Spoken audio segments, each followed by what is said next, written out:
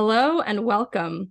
Today we are joined by Jason Yarusi, a true powerhouse in the world of real estate investing and beyond.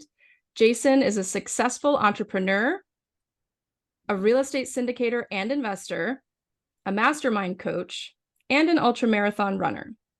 If that wasn't enough, he is also a podcast host of the Multifamily Live podcast with his wife, Peely.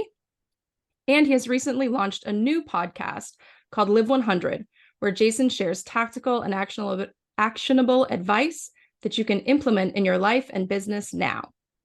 He's managed over $300 million in commercial real estate, founded multiple successful businesses, and is a dedicated father and husband. Get ready to be inspired and educated by Jason's wealth of experience and knowledge in the multifamily real estate world. Let's dive into this conversation and learn from one of the best. Jason, thanks for joining us today. Yeah, I'm excited to be here. I just want to say that I have been incredibly fortunate to have you as a coach and mentor over the last several months. And I've learned so much from you already in that short period of time. So I'm really excited to be able to share just, even a glimpse of that with my listeners today. So to start things off, maybe could you tell us a little bit about your background, who you are, and, kind of what your goals are right now? Sure. Yeah. I'm really excited to have you as part of the group here. And it takes action by you and the others, right, to really go out there and capitalize on what we can provide. And that's usually a big piece of the puzzle is there's so much information in this world, right? And when that so much information comes out, most don't act on the information. And that's the driving piece that separates you and separates others as part of seven-figure multifamilies. They go out there and take action, right? And that's why we're seeing such results, which is awesome. And that really is exciting to see. Now, so I'm Jason Yarusi. I grew up in New Jersey, moved to New York City in my early 20s and came out of college just trying to find my way with a finance degree and decided that would lead me into the restaurant and bar world as all, we'll say, nonlinear paths do. So started working in bars and restaurants for a number of years. Actually met my now wife Peely working at a very big New York City outside bar, and from that I started doing things that just constantly were just inspiring to me. So I opened a brewery, opened and sold a brewery, opened a restaurant, opened another bar, and on that point just kept asking what else is there. And so when early 2010 2011 there was a storm that happened on the East Coast, Hurricane Sandy, that decimated the East Coast. My dad just retired, but had a construction business that really focused on projects that needed to be raised due to flooding. So his business, doing a couple little projects, exploded overnight.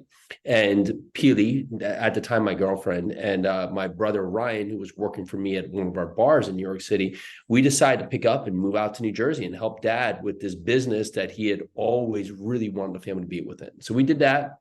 Moved out to New Jersey and went from about 10 to 12 projects a year to something about 250 to 300 projects a year. So just wow. Business just exploded. That said, we were constantly asking the question, how could we find another way in our life that we could get back control of our day? Because like any service job, like if you're not at a bar, working bar, you're not getting tips, right? If you're not out doing construction projects, actively doing the projects here, you're not getting revenue, right? So what came up was the word real estate. And here Peely was, pregnant with our first kiddo, and she went out and got her real estate license because we thought that was the logical step. And we started to flip houses. We found out later we really didn't need that piece, but we just kept doing what we thought was logical at the moment. However, we started flipping houses, doing wholesaling, doing Airbnb, and that coupled with all of the construction projects, we just got more and more busy going away from the control of our day. So kept asking, what could we do? And Peely came upon someone who was investing in out-of-state rentals. And we said, well, let's try that, right? We were open to go out there and explore. So we went out there and started buying some rentals that were 1,000 miles away over in Indianapolis, Indiana. And what we found is that we couldn't be the bottleneck in the project. We couldn't be there where we had to go and meet a tenant to get it leased or go run to Home Depot. We had to put pieces in place and things in place that we could allow the process to happen without us actually being there. And lo and behold, things started happening. We started getting money in the mail, right? Rent checks and revenue. And here we are doing this without us actually doing the work. However, the biggest piece was it wasn't going to be scalable, right? Having 10, 20 duplexes all around the country seemed like a logistical nightmare. Well, I heard of someone doing syndication, and this is where you would buy a large apartment building, pool resources or money from friends and family. You could buy these larger buildings. And that really clicked for me because I saw how I did that with the restaurants. I had a 12-seat restaurant and a couple 100-seat restaurant. It's the same process, but you get so much more to happen with the larger building. So that made all the sense to me in the real estate world. So we sold everything off, all the small buildings, went all in with large multifamily, brought our first 94 unit. That was in 2017. And since then, we've done about over, maybe a little over 3,000 units since 2017 to today. That's fantastic. It's really impressive. I love how, your story really shows that like it doesn't have to be a straight line. Like it No. winds and, weaves all over the place to eventually get to where you are now. You didn't one day just wake up and be like, oh, I'm going to be a syndicator and go from 0 to 100 like that. So I think that's really important for people to understand that nobody's path is going to look the same, and we all kind of have to find our own way to get there, but that eventually you found this thing that really works for what you were looking for to get your time back in your day. And the biggest piece is trying, right? Most will Mhm. get stuck in a roadmap. Is, I was talking to someone the other day, and their wife's been in a job for 18 or 19 years, and that job has gone away, right? And they feel lost, but she's never wanted to be in this job. And so it's that point of just having that comfort on our side, where sometimes we sacrifice what we really want for a little bit of comfort, but the comfort is not, it's like you have a little bit of a thorn in your side, right? But you're saying, oh, okay, I guess that's better to have that thorn in my side than to just take that thorn out, because that thorn could lead me to being more in pain, when in fact it would actually solve a lot of the pieces that you're struggling with today. And that's with just taking chances. And it's not easy to do, but if you constantly ask yourself, what else is there? And you look at your life and say, okay, well, if I do the exact same thing, can I expect something different? Usually the answer is no. But if you ask what else is there, you have to look at the worst case and then the best case. And Mm. most of us will say, well, if I just quit my job right now, the worst case is I'm going to be homeless living in my car, right? Well, that's the worst case. But if the best case could be, the best case is that you could find something that really inspires you, that really takes control of your life, that you can really move forward with to do what you're truly meant to do. Right? That could be your best case. So if you're going to give credence to the worst case, you have to look at the best case too. That's so powerful. I know from my own journey, and I hear often through a lot of other people going through this process of, being new to real estate investing and trying to figure out like, what should I do next? Where do I fit into this big thing? We all have a lot of these limiting beliefs that a lot of times we don't even realize that we have, but it's just like we dismiss something as a potential possibility right from the get-go, because either, oh, well, we tried that before and it didn't work, or that's not how I do it. That's not, that's not going to work for me. We brush things off that and don't give them a chance.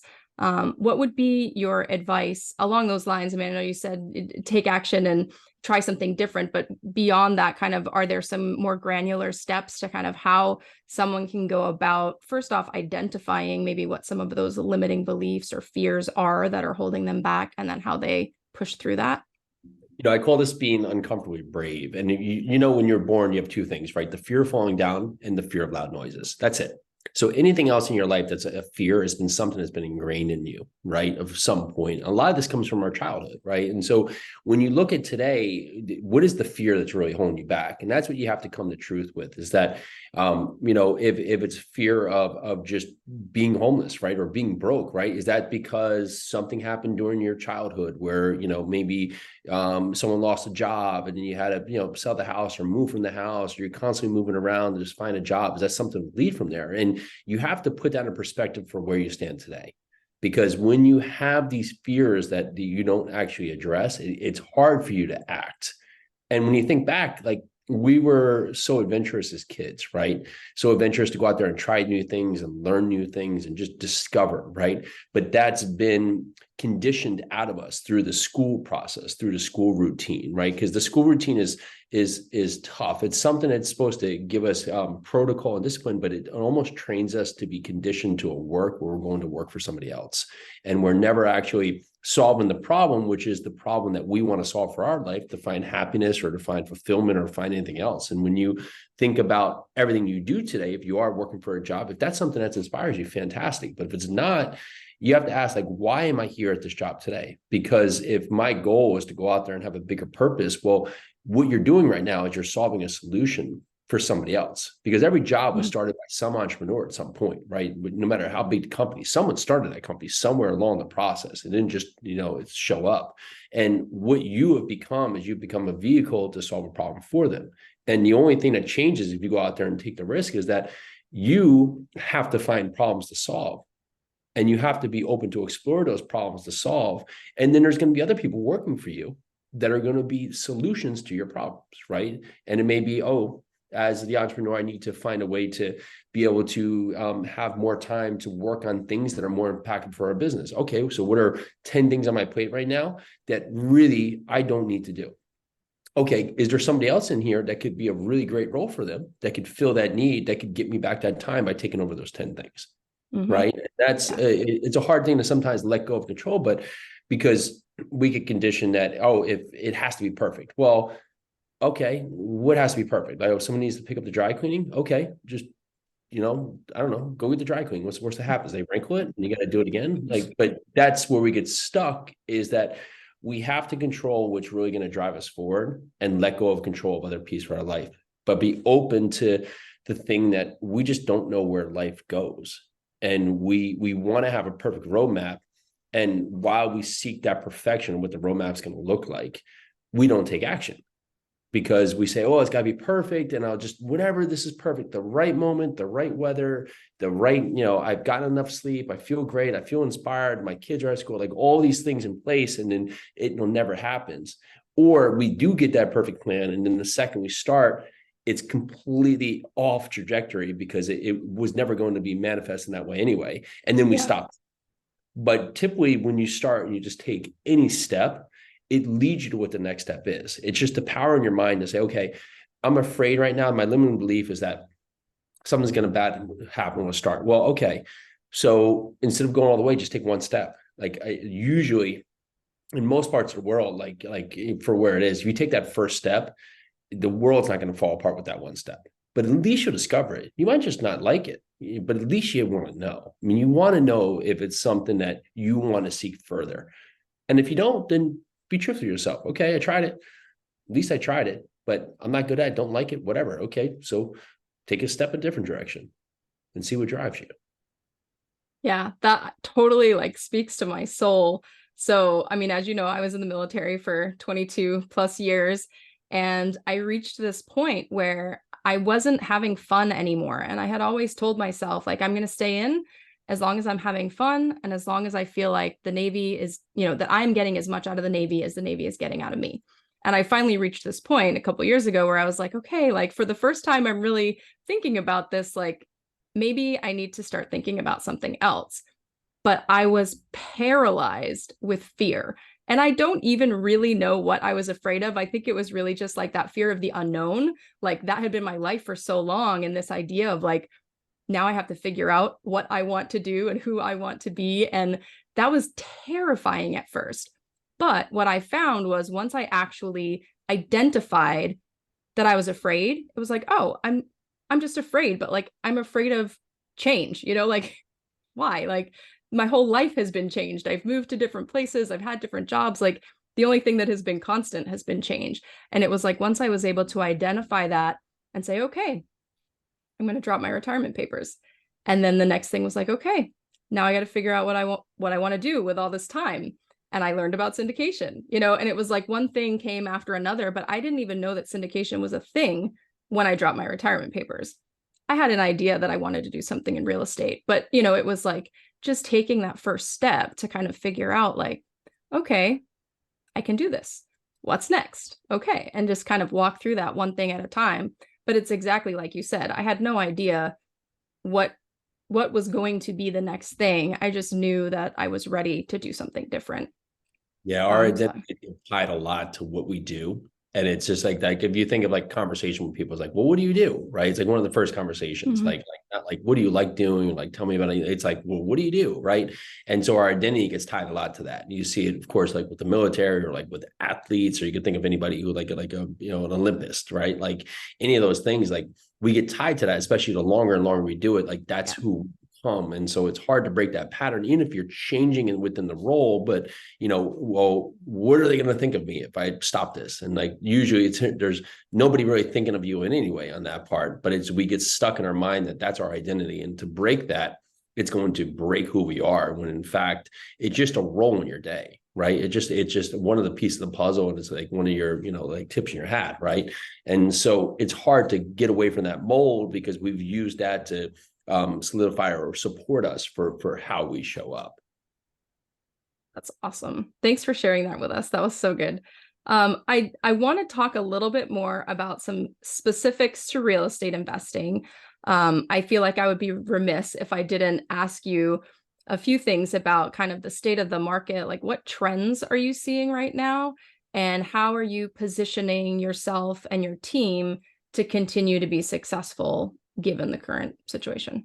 So the biggest thing is, of course, interest rates have continued to rise, right? We've had the Fed has continued to employ just rising rates, right? Just to try and battle inflation, the other piece of the puzzle, right? And you're having a bunch of mixed signals that it's working, but in the same time, in some facets, it's not working. However, most of this is lagging data from the Fed. So it also comes back that they're working on past information, right? So we may have one or two additional raises in interest rates from the Fed. That's going to continue to drive and make things harder within the economy, and it's going to continue to hurt all facets of business transactions, right? Because businesses aren't going to expand, they're not going to, of course, take loans and all these other things that are can continue to keep business subdued. However, it's a very strong business environment where employment is still very, very in the talk, where there's a lot of jobs, a lot of activity, and a lot of people are employed, right? So we're seeing that backdrop, but that's continuing to keep the Fed on bay. Like, what are we doing, right? However, they're going to moderate. We're going to come into an election next year. We're going to see other things where they'll moderate. The question being is, like, do they moderate and stay true, or do we see it really have a big or some kind of decline like we've seen in the past? Noting that, of course, their rise up was at historic levels. Who knows with how our rates will level off? But to moderate this, what we've been doing is putting on bank debt, which is typically not the best terms, but ideally more reasonable terms for future ideas or future initiatives to be able to move the loan. So we'll put a 5-year loan on it. That will be a fixed rate term, might have a year or 2 years of interest only. It's probably only going to have an amortization period of 25 years, maybe 30 years. And what that allows us to do, though, is that there may be only a 1% prepayment penalty based on the amount of the loan, or some lower step down penalty, where if the world does shift in a way that loans and rates start to decline massively, or valuations change dramatically in a way that it's for our benefit, then we can move out of that loan without a lot of incident, right? Because there is a lot of agency products, Fannie and Freddie, that are really attractive today. But unless you're really going to be committed for this project for the long run, regardless of where you go, it's hard to look at those, because it limits your downside. Because if rates do go the other way, they're very expensive to exit out of. Right. No, that makes sense. What would you advise for someone who has maybe been thinking about getting into real estate investing? Maybe they're that person who's kind of been on the sidelines watching for a while. They know they need to get unstuck and they need to take action. What would be some simple steps that somebody who's looking to get involved could take now, even in today's environment? I mean, if you think about today's environment, you're starting now, this is all you know. So you didn't know low interest rates, you just know now, right? There's going to be opportunities in every market, right? And if you ask like our parents or others, like, interest rates were 12, 15, 17, 18% in the past, right? So we're still at a much more attractive rate than a lot of people have seen in their history. So you have to just treat it where you are now. The thing that really keeps people from acting is the broad word real estate, right? That's one of the things that stopped us in the beginning, is because there was like, you could just do 50 different things. You could do wholesaling, tax liens, Airbnb, flipping, right? You just do a million different things, long-term rentals, short-term rentals, like wherever they are. And so you got to get specific with what you want to do. And is it going to be your forever thing? I don't know, but at least it gets you started on a journey, right? So you want to buy apartment buildings? Great. What size building? Where? Right? And that's where I would start, because the more granular you can be, the more conditioned you could be to be able to make sure you're buying good opportunities. But the easier thing to do is say, I buy apartment communities across the US, which means you don't do anything, because you're almost giving yourself the out when you say, oh, I can't find good deals, because you're not really putting yourself to the test of saying, okay, specifically, what am I looking for? Where? What do I want by when? Got it. You got to drill down and have a clear buy box. When you cast a wide net, then you're not fishing in a good spot necessarily. You're just throwing a net randomly in the middle of the ocean and waiting to see what happens, kind of thing. I have 1,000 leads across the US. Okay, fantastic. It's going to take you 3 months to go through them. And by the time you find it, there is one good one in there, someone already got it. But if you could find 4 leads in a market, maybe you'll find the one of 4 that actually work very quickly, because you're just focused on that. Plus, like, as good as it sounds, you don't want to be going through 1,000 leads. You want to find things that are going to be right, that are going to fit your narrative, that that you have put together the opportunity on your side to be able to go out there and execute on those properties. That makes a lot of sense, just from the perspective of, like, when you have a market, that market. And so you're very quickly able to identify when something is or is not a good deal based on the market metrics. Yeah. Awesome. Now, when you started building your business, I know it was just you and Peely when you first got started, but over time, you've built up a team. What are some of the things that you consider as you're putting that team together in managing partnerships, different people that you're working with? How do you evaluate those partners? Yeah, I mean, it's like kind goals, right? So if you're gonna have partners, like, you just got to make sure you align your goals, right? Is that, you have complementary skill sets, right? So for syndication, you might have lead generation, due diligence, asset management, investor relations, balance sheet, right? Underwriting. So, like, are there complementary goals where you're both not good at the same thing and really not adding benefit to the partnership? And you have a clear objective of what you both want. Right. If you both want to have product that you can get in an apartment community and hold it for, the long term, right? This is something or does one want to have a short-term transaction and make as quick money as possible, but really not be able to build wealth, right? Because that might be two contradictory views that really aren't serving the partnership. No, that makes a lot of sense. Now, shifting gears a little bit, let's talk about balance. And this is one of my favorite topics, because everybody tends to have sort of polarized view on what balance is and what it means. But, obviously you are very successful and probably busy real estate investor. You're also an ultra marathoner. You've got several different kind of business lines going on. How do you balance your passion for running and fitness and health with your entrepreneurial endeavors and your family? You don't. So you don't. I mean, there's just not a balance is a word that is put out there. A lot of people are seeking balance in their life, but that never comes, right? It's like I want to balance out all these things at the same time, but you can't balance, time with Peely, time with the kids, time running, time work. Like, it's just not that. Think of, a waiter. Like, a waiter can carry only so many plates. And then after that, like, if there's I got 50 plates, they can't balance it, right? So something's got to drop. So you're in seasons, right? What needs the driver now for where I'm at in my time, right? And you might have seasons without your day, right? Or blocks within your day. But it could be seasons in your life, right? If you're coming up to a big closing and a big real estate project, it may take more time and more need and more avenue to what's happening for things to really have to take precedent on where your day's going. If, one of my kids gets sick, that might take precedent on where my day has to go, right?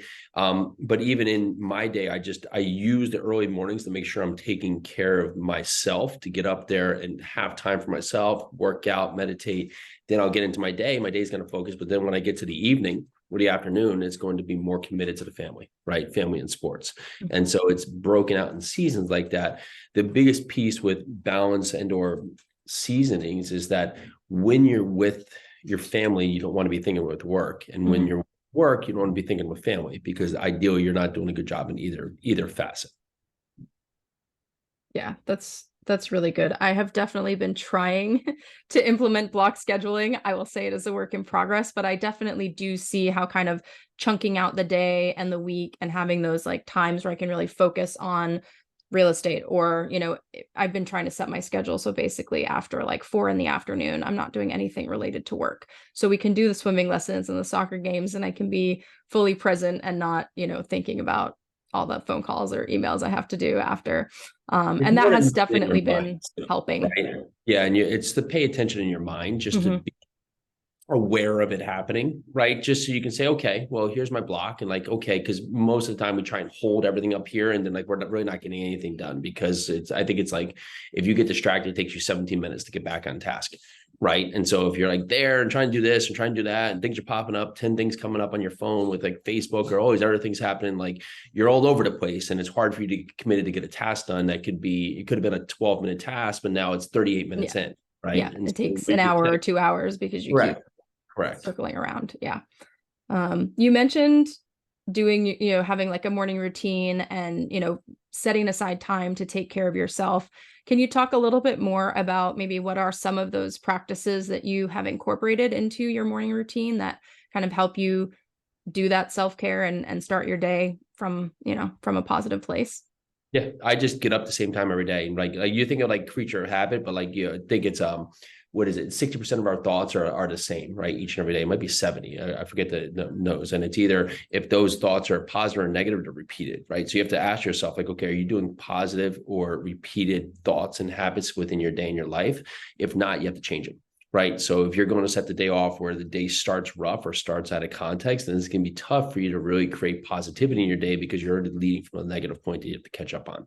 Right. So I wake up the same time every day. I'll get up, and from when I get up, I'll have a glass of water. I'll make coffee. I'll go meditate. I'll go work out. Right. And that's just done.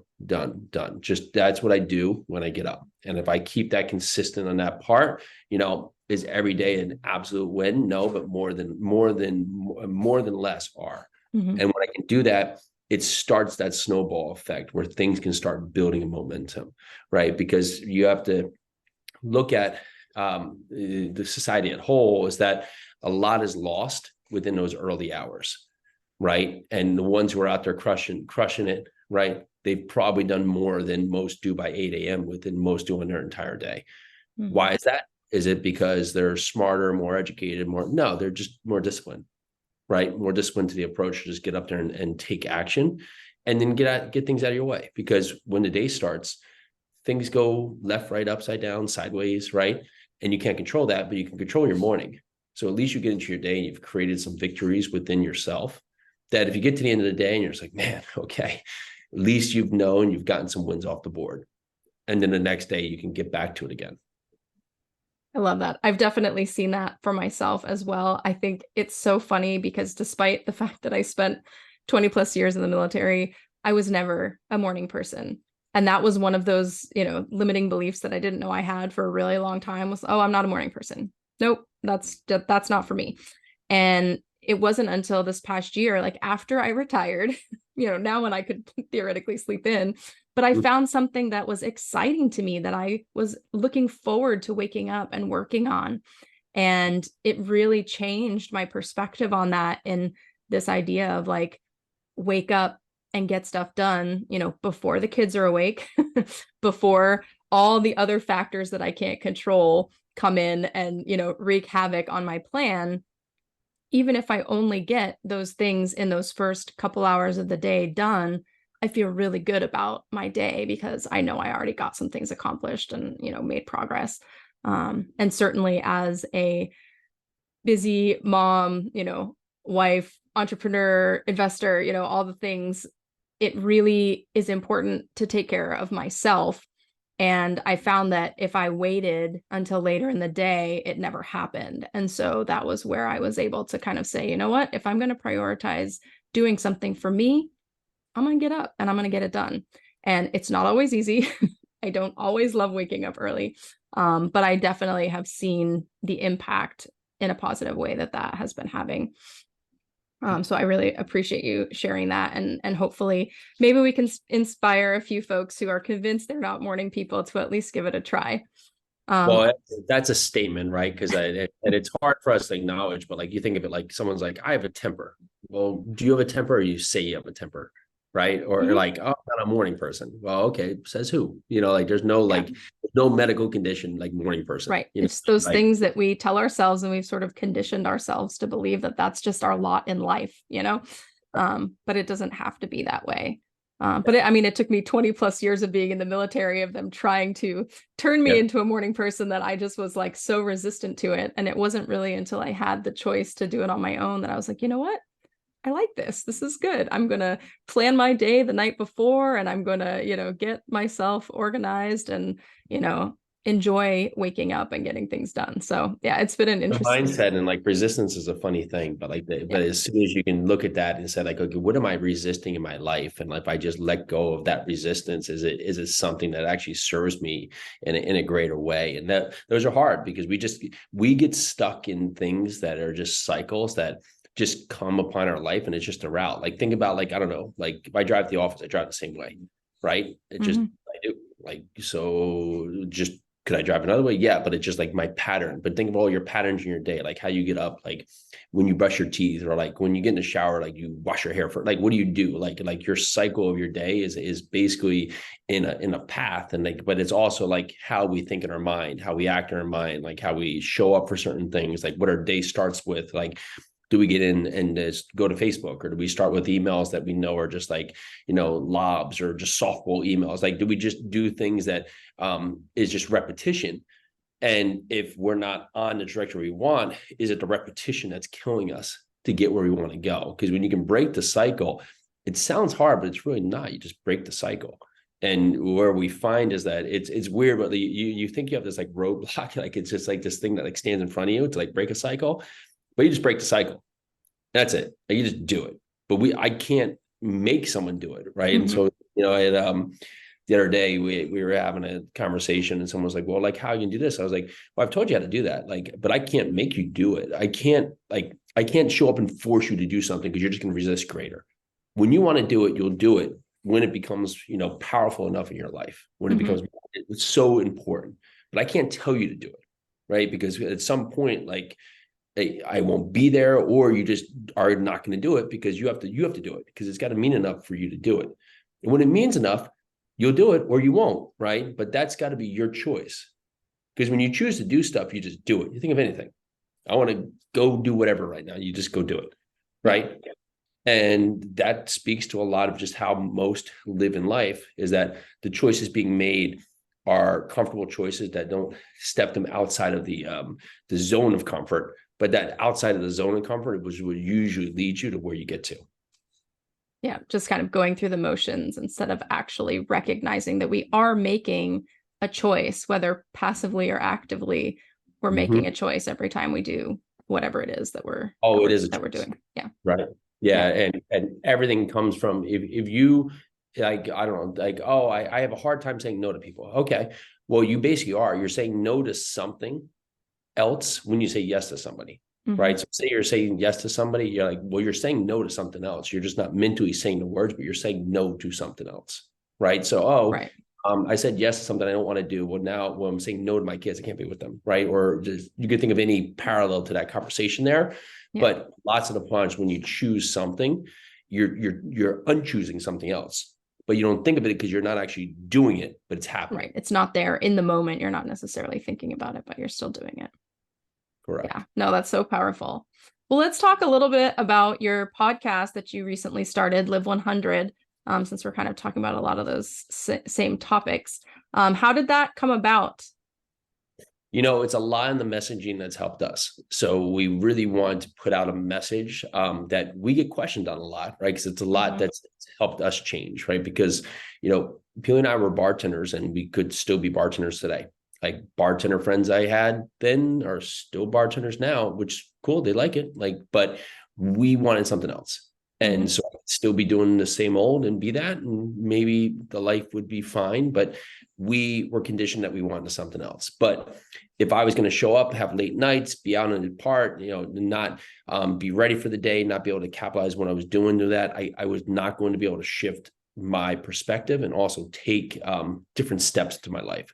So we had to do a lot of things to be able to embrace our future. Right. And so Live 100, the Live 100 podcast is just, it's a mission to really empower others to go out there and find purpose, passion, and live a life of gratitude.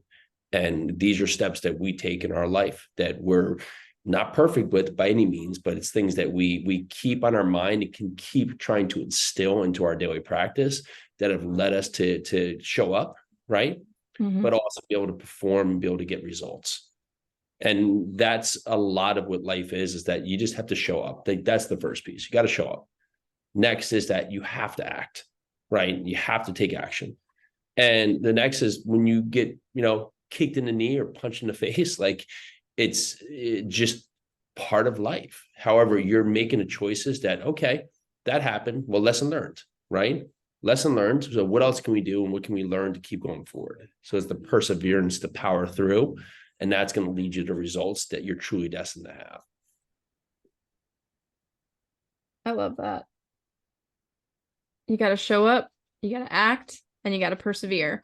I think one of the reasons that I initially started this podcast was because I felt like I have been on this journey for the last like 5+ years now, specifically looking for, financial freedom and time freedom and trying to figure out what that looks like for our family. And, what we've realized is it's a lot of little tweaks and a lot of little choices of doing things maybe just a little bit differently, but that they have these sort of outsized results on, the impact that they've had on what we're able to do. Yeah. And also just to put us in a position to think differently about the future and have this openness about like what the possibilities could look like. And I felt like I was being really selfish because I was learning all these things and discovering these things and implementing these changes, but I didn't feel like I really had a great opportunity to be able to share what I was learning and doing with other people. And I don't know if it's a combination of like COVID and just like not having a social life anymore, or being a mom of young kids where like I just don't have time for a social life anymore, or maybe a combination of both of those things. But I felt like I really wanted to be able to share with people some of the things that I was learning and growing and learning and doing in hopes that I might be able to help them grow in their own lives and see things a little bit differently and maybe be a little bit more excited about, the possibilities of the future. It's incredible. And so there's this thing that comes to mind is that, typically we don't want to share because we're like, well, who else would want to know this? Well, there's people in all different situations that are either, 5 steps ahead of us or 5 steps behind us. Right. And so, there's like that movie, Leonardo DiCaprio was in Catch Me If You Can. And there, the FBI guy at the end is like, the one thing I just cannot figure out of everything is how did you teach advanced physics? And he was like, I would just read the chapter the night before and teach it to them. Right. And like, that's the part is like, there's someone who needs to learn from us no matter where we are, because we're having something that we're going through right now that someone is looking at us like, man, I don't know how they're doing it, because they're in that spot that's, a year behind us, 5 years behind us of all those different pieces. Right. And at the same time, there's all these other people that we can learn from that are a step ahead of us or a year ahead of us or 5 years ahead of us. Right. And that's why mentorship is so powerful and why podcasts like this serve so many, is that you can get out and just help so many others just see their blind spots. Usually it's the blind spots that we get stuck on, right? It's, there's something here stopping me. And it's just that one thing you're going to say here that they're going to listen to you say is that you're like, oh, I didn't even think about that. And now their world's opened up and they can just take change just by that one thing they hear from you. I hope that we will be able to do that for sure. I just, I felt like there was so much that I was consuming.